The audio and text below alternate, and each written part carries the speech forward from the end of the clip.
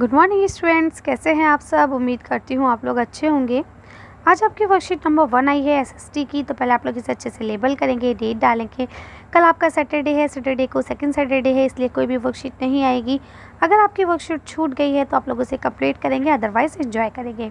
आज ये देखिए आपके इंग्लिश मीडियम में भी आई है और हिंदी मीडियम में, ठीक है।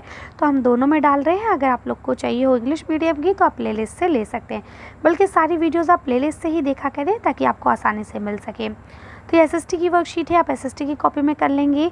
क्लास के साथ सेक्शन, अपना नाम और अपने टीचर का नाम लिख लेंगे। तो चलिए पढ़ना शुरू करते हैं। आज हम लोग पढ़ेंगे सौरमंडल के बारे में कि सौरमंडल क्या है। हमारा सौरमंडल तो लिखा है, नीचे दिए गए संकेत बिंदुओं की सहायता से खगोलीय पिंडों को पहचान कर उनके चित्रों के आगे लिखिए। अच्छा, अब आप पहले मुझे ये बताइए सौरमंडल किसे कहा जाता है, जानते हैं आप लोग? चलिए मैं आपको बताती हूँ।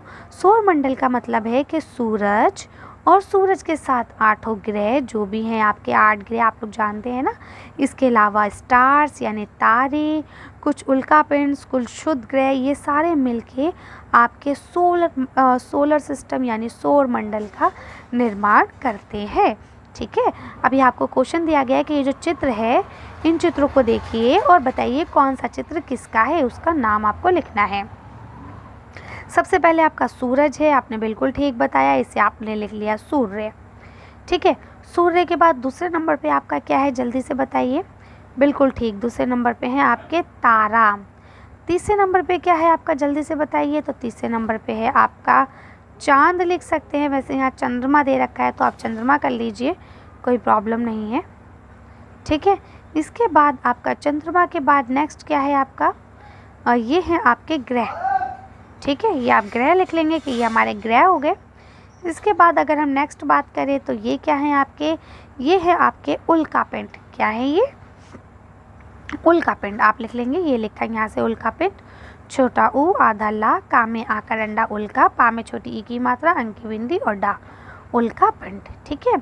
उसके बाद यहाँ पे ये वाला जो बचा आपका, ये है क्षुद्र ग्रह, ठीक है। नीचे क्षुद्र ग्रह यहाँ से आप देख लेंगे। चलिए, तो इस तरह से ये होता है आपका कंप्लीट। चलिए अब आगे चलते हैं हम लोग। अगर कोई कन्फ्यूजन हो तो आप लोग पूछ सकते हैं कमेंट में, या फिर वीडियो को दोबारा भी देख सकते हैं। अब यहाँ आपको देखिए लिखा है सौरमंडल।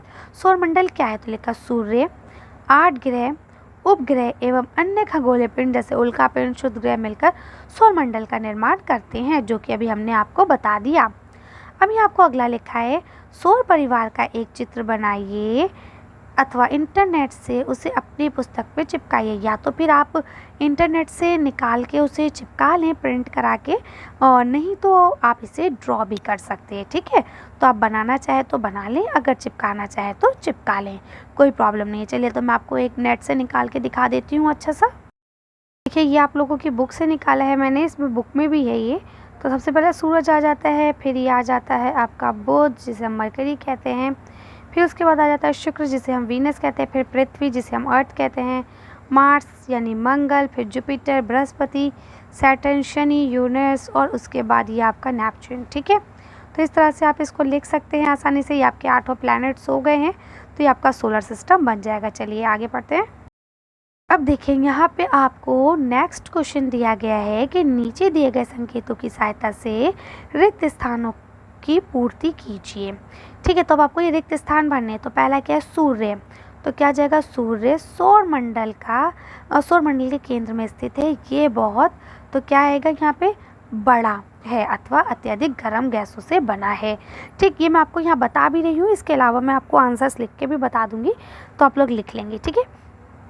उसके बाद यहाँ क्या लिखा है, गैसों से बना है। तो फिर क्या आएगा यहाँ पे, बताइए जल्दी से। यहाँ पे आ जाएगा आपका सूर्य, है ना। सूर्य सौरमंडल के लिए प्रकाश एवं ऊष्मा का एकमात्र स्रोत है, यानी कि सिर्फ एक सूरज ही है जिसके पास रोशनी है, ठीक है। इसके आगे आप क्या लिखेंगे, फिर आ जाएगा ग्रहों। ग्रहों के पास अपनी ऊष्मा और प्रकाश नहीं होती है, यानी ग्रहों के पास अपनी ऊष्मा और प्रकाश नहीं होता है। ये क्या करते हैं, ये तारों से ऊष्मा एवं प्रकाश को ग्रहण करते हैं, यानी ये जो है तारों से उधार लेते हैं, ठीक है, उनकी रोशनी में चमकते हैं। सूर्य भी एक तो क्या आ जाएगा तारा। सूर्य भी एक तारा है। सौर मंडल के सभी तो क्या आ जाएगा 8 ग्रह एक निश्चित पथ पर सूर्य के चक्कर लगाते हैं, यानी ये सूर्य है तो सब एक निश्चित पथ पर ही चक्कर लगाते हैं। ऐसा नहीं यहाँ से चले यहाँ पहुँच गए, यहाँ से चले यहाँ पहुँच गए, ऐसा नहीं करते। ठीक है, इसे हम लोग क्या कहते हैं, इसे हम लोग कक्ष कहते हैं। ठीक है, कक्षा। इसके बाद यहाँ लिखा है शुद्र ग्रह।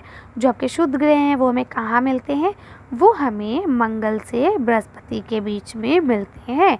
ठीक है, यहाँ आ जाएगा मंगल, यहाँ आ जाएगा बृहस्पति। अब यहाँ लिखा है पृथ्वी एक अद्भुत ग्रह, यानी जो पृथ्वी है वो एक अद्भुत ग्रह है। क्या लिखा है, सौर परिवार में पृथ्वी पर ही जीवन संभव है। यानी सौर परिवार में आपको पता है सूरज है, चांद है, इसके अलावा 8 ग्रह हैं, बहुत सारी चीज़ें, लेकिन सिर्फ और सिर्फ आपकी एक पृथ्वी है जिसके ऊपर जीवन संभव है। जीवन के अनुकूल परिस्थिति संभवतः केवल पृथ्वी पर ही पाई जाती हैं। यानी कि जीवन के लिए जो इम्पॉर्टेंट थिंग्स हैं, जो ज़रूरी चीज़ें हैं, वो मेनली कहाँ पाई जाती हैं, सिर्फ और सिर्फ हमारी पृथ्वी पर।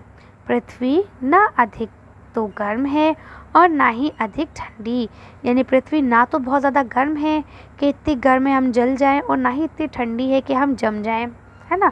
वायु में जीवन के लिए आवश्यक गैस जैसे ऑक्सीजन मौजूद है, यानी यहाँ की जो हवा है उसमें ऑक्सीजन मौजूद है जिसके से हम सांस लेते हैं। इन्हीं कारणों से पृथ्वी को सौर मंडल का सबसे अद्भुत ग्रह माना जाता है। यानी यही सारे कारण ऐसे हैं जिनसे हम पृथ्वी को सबसे अद्भुत ग्रह मानते हैं। अंतरिक्ष से देखने पर पृथ्वी नीले रंग की दिखाई पड़ती है, यानी कि अगर हम ऊपर से देखेंगे, अंतरिक्ष से देखेंगे, तो हमें अपनी पृथ्वी जो है कैसी दिखाई देगी, नीली। उसका कारण क्या है, क्योंकि इसकी 2/3 सतह पानी से ढकी हुई है, क्योंकि यहाँ पे 2/3 हिस्सा जो है वो पूरा पानी से भरा हुआ है, इसीलिए इसे हम नीला ग्रह भी कहते हैं। ठीक है, पृथ्वी को नीला ग्रह भी कहा जाता है।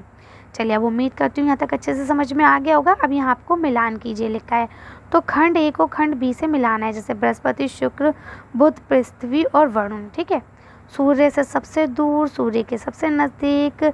ठीक है, हमारे सौर मंडल का सबसे बड़ा ग्रह, ये हमारे लिखा है, सही कर लीजिएगा। पृथ्वी का जुड़वां ग्रह या दूरी के हिसाब से सूर्य से तीसरे नंबर का ग्रह। ठीक है, तो देखिए वैसे तो हम यहाँ से भी मैच कर सकते थे, लेकिन यहाँ से मैचिंग करने पर आपको समझ में नहीं आता है ना, तो हम लोग इसको आंसर शीट पे देखेंगे ताकि आप सामने सामने मैच कर सकें। देखिए लिखेंगे बृहस्पति क्या है, हमारी पृथ्वी का सबसे बड़ा ग्रह सौर मंडल का, है ना। शुक्र क्या है, पृथ्वी का जुड़वां ग्रह। बुध क्या है, सूर्य के सबसे नज़दीक। पृथ्वी तीसरे नंबर का ग्रह है जो सूर्य से निकटतम है, और नेपच्यून जो है वो सूर्य से सबसे ज़्यादा दूर है। ठीक है, तो इस तरह से ये वर्कशीट आपकी कंप्लीट होती है। अब अगर कोई पॉइंट ऐसा है जो समझ में नहीं आया तो आप लोग मुझे कमेंट कर सकते हैं, बल्कि उससे पहले एक बार वीडियो को दोबारा देख लें, हो सकता है वो प्रॉब्लम आपकी क्लियर हो जाए। चलिए, तो आज की वीडियो को अब हम यहीं खत्म करते हैं। आज की वर्कशीट में बस इतना ही। अगर आपको हमारी वीडियो पसंद आई हो तो प्लीज़ इसे लाइक और शेयर करें। अगर अभी तक आपने हमारे चैनल को सब्सक्राइब नहीं किया तो प्लीज़ हमारे चैनल को सब्सक्राइब करें। Thank you for watching.